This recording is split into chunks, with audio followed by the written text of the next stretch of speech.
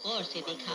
झील शांत पड़ी हुई थी। आई जहाँ पानी झील को छोड़कर बाहर की ओर जाता था। इस पानी को सबसे पहले झील के सिरे पर बने एक प्राकृतिक बांध से टकराना होता था और फिर दोस्तों, यह बांध आज है धरती के 2 अंदर से नवंबर पानी के 2025 साथ और वक्त हो और रहा है पानी का शाम रंग के हरा हो जाता 6:42। और आज पानी मैं बड़े आपको बड़े पत्थरों से होता 31 हुआ मीटर बैंड पर नदी ये जो पुराना एनालॉग पहाड़ी रेडियो रास्तों आता पर था धीरे DL धीरे ये गांव 225 नदी की FM, घाटी का इस सबसे पर शॉर्टवेव पर 31 मीटर बैंड पर सबसे चाइना रेडियो इंटरनेशनल हिंदी का प्रसारण सुनाता हूँ। थोड़ा सा देखिए। हालांकि दिन के वक्त यह ज्यादा साफ थी।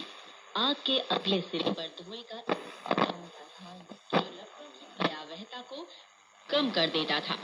झील से नीचे देखने पर ऐसा लगता था कि आग को आगे बढ़ने से रोकने वाला क्षेत्र कमोबेश अपनी जगह पर सही बना हुआ है, लेकिन अभी भी कुछ 100 मीटर की दूरी पर झील से ऊपर एक ऐसी जगह थी जहां जंगल आगे बढ़ता हुआ बर्फीले क्षेत्र तक पहुंच जाता था और यहां भी आग का पहुंचना मुश्किल था। हालांकि झील से थोड़ा ऊपर जंगल उतना घना नहीं था, लेकिन यहाँ चीड़ के और देवदार के पेड़ों की भरमार थी और इन पेड़ों में रेजिन की मात्रा काफी होती थी। रेजिन की वजह से आग के तेजी से बढ़ने का खतरा गंभीर था और ऐसा लगता था कि यहाँ पहुंचते ही विध्वंस में तेजी आ जाएगी।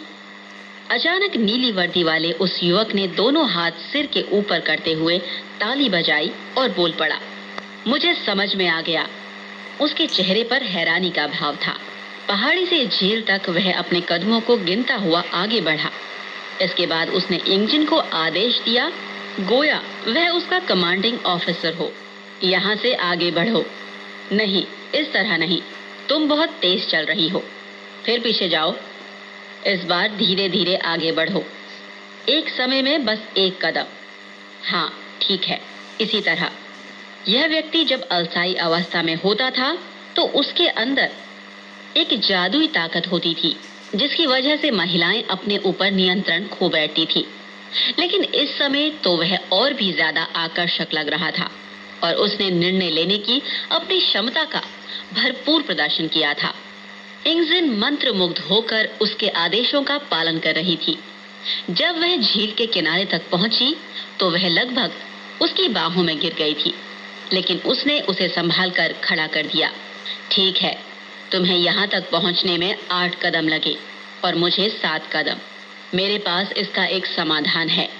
उसने अपनी नीली वर्दी की जेब से एक कलम निकाली और साथ में एक मुड़ा तुड़ा लिफाफा भी निकाला। उसने एक पत्र लिखा और लिफाफे पर चीनी भाषा में कुछ लिख दिया। यह सब लिखने के बाद वह पत्र इंजन को पकड़ाते हुए उसने कहा, मैं तुम्हें एक जिम्मेदारी सौंपता हूँ। तुम जल्द से जल्द ओल्ड वे का पता करो, क्योंकि उसे पता है कि क्या किया जाना चाहिए। लेकिन तुम्हारे बारे में क्या होगा? मैं भूखा हूँ और एक बात तो सच है कि मेरी तुलना में इन पहाड़ी रास्तों पर तुम तेज चल सकोगी। मैं यहीं रुककर इंतजार करूंगा। जब बड़े अधिकारी मेरे इस पत्र को देखेंगे तो वे भले बच्चों की तरह दौड़ते हुए यहाँ तक आएंगे। उसके आदेशों के अनुसार इंजन पहाड़ के नीचे उतरते हुए जाने लगी। उसने जब पीछे मुड़कर देखा तो पाया कि नीली वर्दी वाला युवक सनोवर के एक विशाल पेड़ के नीचे मुलायम घास पर लेटा हुआ है।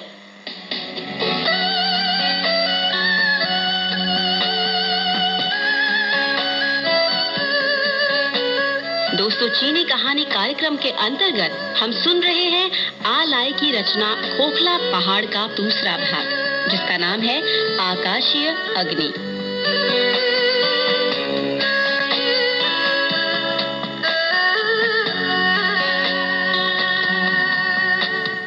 नीली वर्दी वाले उस युवक को पीछे छोड़ने के बाद इंजन की सोच और स्पष्ट हो गई। जंगल में चलना जगने की तरह है। यह अपने विचारों में चलते रहने जैसी अनुभूति है। रोशनी मध्यम होती जा रही थी, लेकिन जिस रास्ते पर वह चल रही थी वह इतना स्पष्ट था जितना इससे पहले कभी उसने नहीं देखा था। जब एक जगह रास्ता किसी दूसरे रास्ते से कटा तो वह कुछ क्षण के लिए वहां रुक गई और फिर उसने खुद ही अपनी दिशा का चयन किया।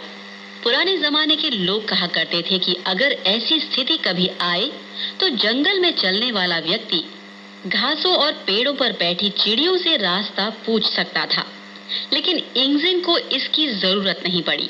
उसने खुद ही सही रास्ते का चुनाव कर लिया। अब वह दौड़ने लगी थी और उसके शरीर और माथे पर पसीना छलछला आया था। पसीने से उसकी त्वचा से गंध आने लगी थी, जिसे उसने खुद ही महसूस किया कि यह ऐसी गंध थी जो आमतौर पर जंगली जानवरों के शरीर से निकलती थी। तेजी से दौड़ते दौड़ते उसकी सांस फूलने लगी थी। उसे बहुत गर्मी महसूस हुई और उसने अपना कोट उतार दिया। उसे अपने अंदर अविश्वसनीय रूप से एक प्रकाश दिखाई दे रहा था। उसका पूरा स्वरूप जंगल की किसी परिपक्व मादा जानवर की तरह लग रहा था। अपनी उम्मीद से भी ज्यादा जल्दी वह ओल्ड वे तक पहुंच गई। जंगल के रास्तों के तमाम मोड़ों को वह इस तरह पार कर रही थी जैसे हवा में उड़ रही हो, और उसके पास इतना समय भी नहीं था कि अगल-बगल के प्राकृतिक दृश्यों का आनंद ले सके। दौड़ते दौड़ते उसकी निगाह कुछ लोगों पर पड़ी जो अब बड़ी हैरानी से उसकी ओर देख रहे थे। उन्हें ऐसा लग रहा था जैसे कोई पारदर्शी दीवार आगे बढ़ती आ रही हो। उसने देखा कि बहुत सारे लोग पीठ पर भारी बोझ लादे चल रहे हैं और उनके चेहरे से पसीने की बूंदें टपक रही हैं। फिर उसे सबके चेहरे पर एक आश्चर्य का भाव दिखाई दिया। तब उसे एहसास हुआ कि कमर से ऊपर उसका सारा शरीर नग्न है। उसके मुंह से चीख निकली और उसने अपने दोनों हाथ अपनी आंखों पर रख लिए और लोगों की भीड़ के बीच आकर वह खड़ी हो गई। ओल्ड वे और उसके साथियों ने मुंह फेर लिया और आकाश की ओर देखने लगे। ची गांव के अन्य लोग जोर जोर से हंसने लगे और फिर इंगजिन के मुंह से भी हंसी फूट पड़ी। अब हंसी बंद करो और अपना कोट पहनो, केलसांग वांगडू ने कहा। उसकी बात सुनते ही इंगजिन ने झट से कोट पहन लिया। एक लंबा अरसा गुजर गया जब मैंने किसी को इतना खुलकर हंसते हुए देखा हो, केलसांग ने कहा। मैडम, ऐसी क्या जल्दी थी जो तुम्हें भागते हुए आना पड़ा? उसने यह वाक्य तिब्बती ओपेरा के जिस अंदाज में कहा, वैसा अंदाज पिछले 10 वर्षों में ची गांव के लोगों ने कभी नहीं सुना था। उस व्यक्ति ने ओल्ड वे तक पहुंचाने के लिए मुझे एक चिट्ठी दी है। उस पत्र को पढ़कर पहले से ही सख्त ओल्ड वे का चेहरा और सख्त हो गया। पत्र पढ़ने के बाद उसने उसे हवा में लहराया, कुछ कदमों तक आगे बढ़ा और एक बार फिर उस पत्र को शुरू से पढ़ा गया। उसका चेहरा धूमिल पड़ गया। इंगजिन, केलसांग, तुम दोनों मेरे साथ आओ। हमें जल्द से जल्द पहाड़ से नीचे उतर कर जाना है। बाकी लोग यहीं रुके रहें और अगले आदेश का इंतजार करें। गांव में वापस आने के बाद ओल्ड वे ने यांग की ओर मुखातिब होते हुए कहा, इंगजिन, तुम यहीं रुको और यहाँ से हिलना नहीं। जल्द ही मैं तुम्हारे लिए आदेश लेकर आऊंगा, तब तक मेरा इंतजार करना। इसके बाद वह और केलसांग दोनों एक तंबू की ओर बढ़े।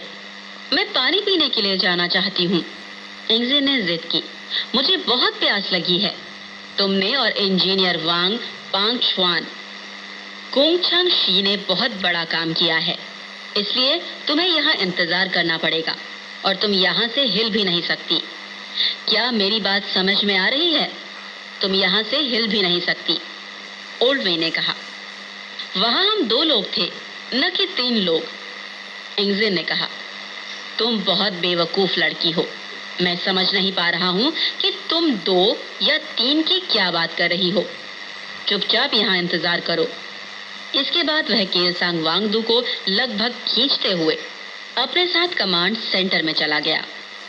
इंगजिन अपनी उंगलियों पर कुछ गिनती रही।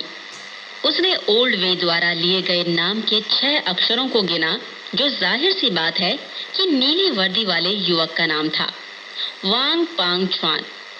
उसने सोचा कि हान लोगों के नाम तो केवल 3 अक्षरों के ही होते हैं, इसलिए अगर इस नाम के साथ कुंगछंग शी, जबकि चीनी भाषा में इसका अर्थ है इंजीनियर, 6 अक्षर हैं, तो इसका अर्थ यही हुआ कि 2 अलग-अलग नाम लिए गए हैं। थोड़ी देर तक इस पर माथापच्ची करने के बाद उसे समझ में आ गया। ऐसा लगता है कि चूंकि उसने और नीली वर्दी वाले ने कोई अच्छा काम किया है, इसलिए ओल्ड वे उसका नाम भी इसमें शामिल करना चाहता है। लेकिन इसके बाद वह इस पर और सोचते हुए उलझन में पड़ गई। लाओ वे, ओल्ड वे, उसके नाम में तो तो बस दोस्तों दो ही आपने शब्द है। देखा कितना इसका मतलब उसने किसी बढ़िया और का प्रसारण नाम आ रहा है लिया। इस पर, वह कोई जो कि और कौन हो सकता है? यह शॉर्ट वेव सोचकर पर चल वह रहा है ये। हैरान हो रही थी। अभी वह इस मेरी थोड़ी उधेड़-बुन में तबीयत पड़ी खराब हुई है, इस थी वजह कि से तभी आपको एक व्यक्ति आया सुनने में और परेशानी आ रही इंजन को होगी। अंदर बुलाया गया। कमरे ये में पहुंचते ही उसने 31 देखा मीटर कि बैंड सेंटर पर, का कमांडर आप अपने देख रहे हैं सामने की 31 मेज मीटर पर बैंड पर एक चल रहा नक्शा है ये फैलाए और हाथ चाइना में रेडियो टेलीफोन इंटरनेशनल लिए हिंदी, उसकी जो ओर शाम बड़ी को 6:30 से गर्मजोशी के साथ 7:30 मुस्कुराते आता हुए है वो देख रहा प्रोग्राम। था। उसने हंसते और हुए कहा, तो आज तुम्हें 2 जर्मन नवंबर एशिया की वह लड़की 2025 हो है, आपको एक जिसके बार फिर से हाथों बता यह देते हैं। पत्र भेजा गया है। तो कमांडर ये से पुराना इंजन का वाला परिचय कराते हुए दिलसा DL मुस्कुरा रहा था। 225 FM जी हाँ, पुराना इसी मॉडल है, लड़की जो का नाम प्रिंस नाम से इंजन है। आता था, फिलिप्स ओह का। इंजन, ये तो तुम यह पत्र लेकर आई हो? इसमें और कमांडर नया ने जो कहा। चैंपियन है इसमें इंजन कोई तेजी अंतर से नहीं है, अपना सिर हिलाती बाकी रही। दोनों का रिसेप्शन और बढ़िया है। यह पत्र लिखा किसने? उसमें DSP चिप इंजन के लगी हुई है, चेहरे पर जबकि ये लाली उभर एनालॉग आई पर और चलता थोड़ा है। शर्माते हुए उसने कहा, तो वीडियो को यह लाइक कीजिए, पत्र शेयर उसने कीजिए और चैनल उसने को लिखा। सब्सक्राइब नहीं किया है तो चैनल को उसने का क्या सब्सक्राइब मतलब? जरूर कर लीजिए। ओल्ड वे ने तपाक वीडियो से देखने कहा। के लिए आपका इंजीनियर बहुत वांग धन्यवाद। बंगचुआन।